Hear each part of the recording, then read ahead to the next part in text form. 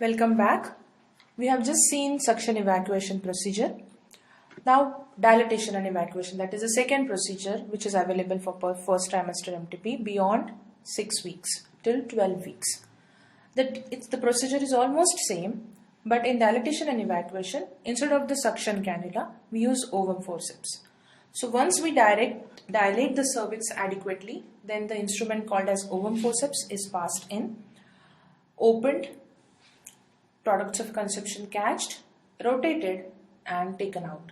So this causes separation and helps the products to come out easily. So in this, the products are removed manually. We don't use suction machine. Over there the suction machine was used. Here manually we are trying to take out the products. Once the products stop coming, there is again gripping sensation, bleeding decreases. We come to know that the cavity is almost empty. And then again, to confirm that the procedure is complete or not, we perform curettage. We curate all the uterine cavities, anterior, posterior, lateral wall, including the fundus. And if we get grating sensation all over. Similarly, once the decidua is removed and the curette starts striking against the myometrium or the basal layer of endometrium, a kind of grating sensation comes. Once we obtain this throughout the cavity, all over the cavity, then we consider that the procedure is complete. What are the complications? Immediate complications are there can be excessive hemorrhage because of either incomplete evacuation or because the uterus is atonic. There can be injury while we dilate the cervix. There can be cervical lacerations, or suddenly if the instrument goes through with a force, then there can be uterine perforation. Uterine perforation can be with the dilator, it can be with the suction cannula, it can be with the curette. So we have to be very careful when we pass the instrument. Once you go inside, you should know the uterocervical length, how much it is, and then every time your instrument should not cross that particular length. Shock. If there is excessive blood loss, there can be shock. Even without anesthesia, if we try to dilate, there can be even cervical shock. Perforation is the commonest one, sepsis, hematometra, and increased morbidity in the form of PID or incompetence of cervix or septic abortion. Late complications like pelvic inflammation, I already told you PID, infertility, cervical incompetence, or if the curettage is overzealous and very vigorous, then there will be uterine synechia formation. Now, what is the difference between these two procedures? One is suction evacuation and dilatation evacuation. We are repeating it again. Suction evacuation is machine operated, dilatation is manually done. In suction evacuation, suction cannula is used, and in dilatation and evacuation, ovum forceps are used.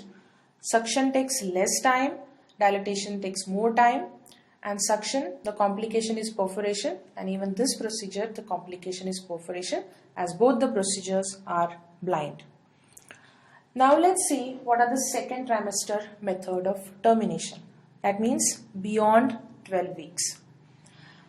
Usually from 12 weeks till 16 weeks, we consider it as gray zone. We don't do any termination beyond 12 weeks till 16 weeks because the oxytocin receptors are not well formed. So the second trimester methods are not very effective, and the baby is too big for first trimester methods. Means suction cannula will get blocked if we use it beyond 12 weeks because now the baby is too big. The bony parts are formed. So it's not very easy to suck out the baby.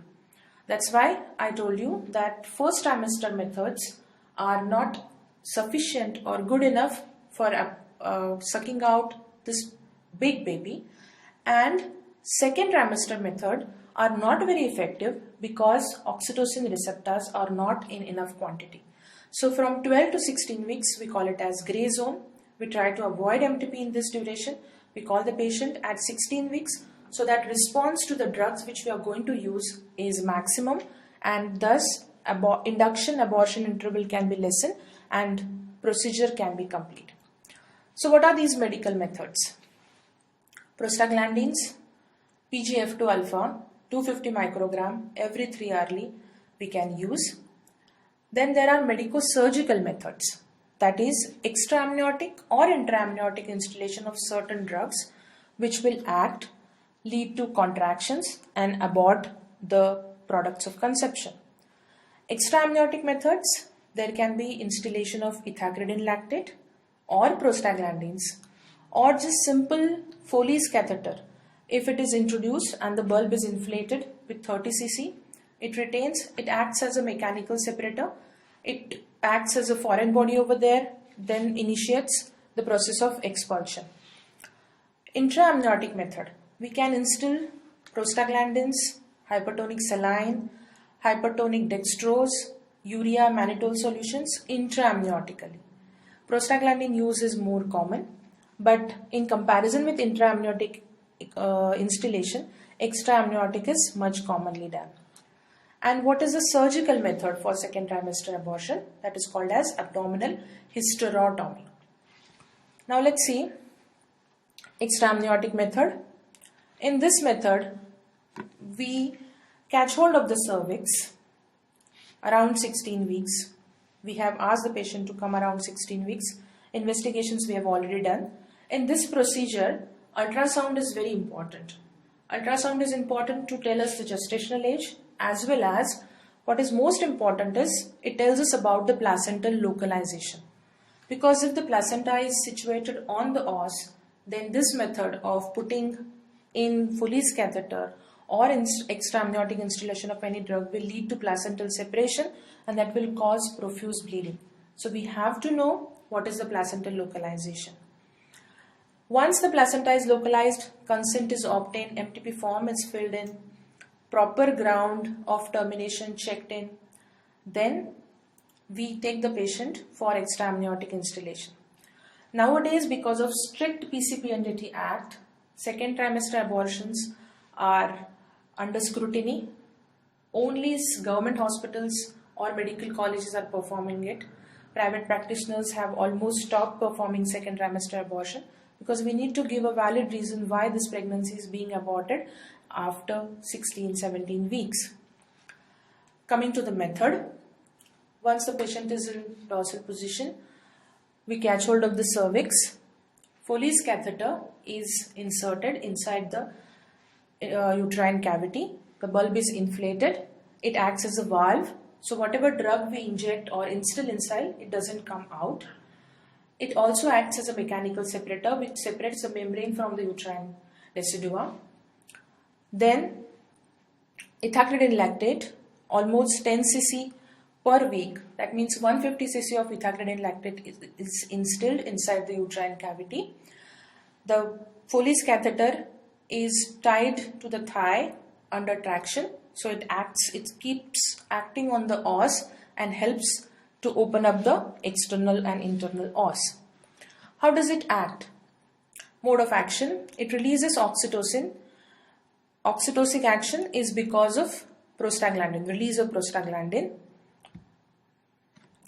Mechanical stimulation of the uterus by the drug as well as by the catheter, and oxytocic effect of the drug used. So combined action of all of them will lead to contractions and thus expulsion of the fetus. There is, in first installation, the success rate is around 80 to 85%. Few patients need second installation and then the rate is almost 100%. Induction abortion interval means from the time we start the procedure till the patient completely aborts. This is called as induction abortion interval, and on an average this interval is 24 to 48 hours. The mean interval being 36 hours. What are the advantages of this procedure? It's quite safe. There is no danger. We don't enter the maternal circulation. Bactericidal activity. The technique is quite simple and we are not opening the uterus, so there is no scar on the abdomen or on the uterus. What are the disadvantages? The failure rate. In 10% of the patient, the procedure fails to abort. Sometimes the interval is too prolonged, so infection chances are there. But if we give proper antibiotic cover, we can reduce them. Sometimes incomplete abortion, leaving the placenta inside, which requires surgical evacuation. And in case bleeding through cervix if the placenta gets disturbed by the catheter. In these cases, we might have to take help of hysterotomy. Hysterotomy is a procedure where the products of conception are extracted out of the uterine cavity before 20 weeks by taking an incision on the anterior wall of the uterus. What are the indications where we want to go for this particular procedure? Mid-trimester MTP where other methods have failed, like extraamniotic instillation we have done once, done twice, but still the patient just failed to abort. In that case, we have to go for hysterotomy. Or in case where the mid-trimester methods are contraindicated. If there is a fibroid situated on the lower segment which obstructs the baby from coming down, then we need to do. Or if there is placenta previa. I told you that placental localization is very important. If the placenta is sitting on the os, the moment we put catheter inside, there would be separation and bleeding would start. And there is no way we can control this bleeding. So in case of central placenta previa or when the placenta is exactly sitting on the os, we have to go for hysterotomy. Uterine anomalies, hysterotomy is preferred. Previous multiple cesarean section deliveries. If there is scar on the uterus, we are always afraid of giving prostaglandins or performing other methods of second trimester MTP because of fear of rupture uterus. So in that case, we can go for hysterotomy. And in very rare cases, if there is cervical cancer with pregnancy. What are the complications of hysterotomy? It's an operative procedure. So whatever complication any operative procedure has, from anesthesia hazards to uterine bleeding to peritonitis, intestinal obstruction, all the complications are seen. Remote complication, there can be menstrual abnormalities in the form of menorrhagia, irregular periods. There can be scar endometriosis or scar rupture. This is a weak scar. Hysterotomy scar is a weak scar. So that in subsequent pregnancy, she can have scar rupture in labor. Elective cesarean section is preferred. So this finishes the topic of MTPs. Thank you so much.